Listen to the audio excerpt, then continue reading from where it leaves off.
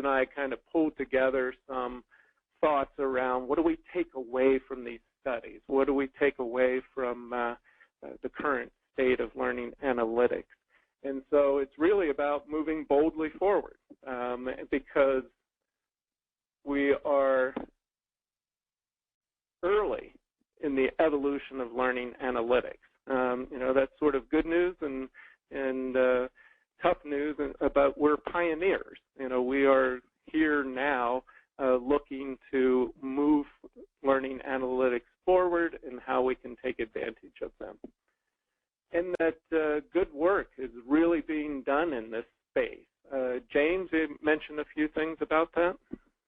Yeah, I mean, one of the things that I wanted to mention was that at the university we're doing some fundamental research that will move the learning, sort of the learning environment at CSU more towards the transformational area that Howard described, so the predictive and machine learning. There's just a lot of really interesting research going on right now at the national, international level to try to figure out how to make that move towards the transformational. But we're really, as Howard described, we're really at this early stage. It's an exciting stage to be in from a researcher's perspective, and it's really exciting when you think about the practical application of some of these things. Good. So we're seeing just wonderful things with the research. The technology itself continues to advance, and that there are best practices. The organizations and the individuals that are actually out there in the field working to gather data about learning and then use that data as a way to help improve the whole learning process. So lots of really good stuff happening in this area of learning analytics. And that despite an ocean of potential data that's available to us, we can really focus on available small data to foster utilization. And to me, that's just super important. The idea that if we are going to take the time and effort and cost to gather information, that it actually gets used. That we want to make sure that we're providing information to help people make better informed decisions, data-driven decisions, and that that actually leads to action that people are taking.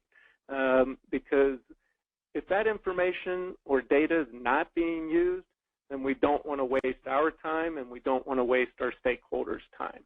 So the idea here, and I think the takeaway for current state, where we are today, is that, let's get some good data and then really share that with our stakeholders and take advantage of it ourselves, and that, is going to bring about some very valuable change and improvement in our process overall and how we support our learners.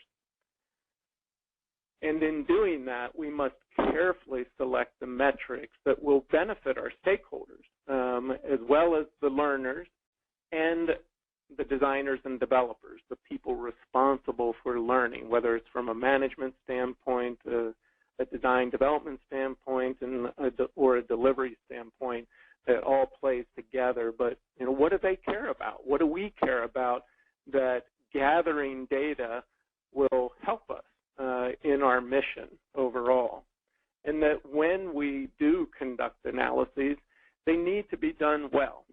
And that is really focusing on good methods, good data integrity, and providing objective reports so that we really build credibility and support from our stakeholders in the value of this data and how it can be used to help us all. So just good takeaways from the current state. And now what we'd like to do is review how you can really leverage learning analytics in conjunction with your micro-learning assets. And to do so, we're just going to back up a little and then take a running start at it.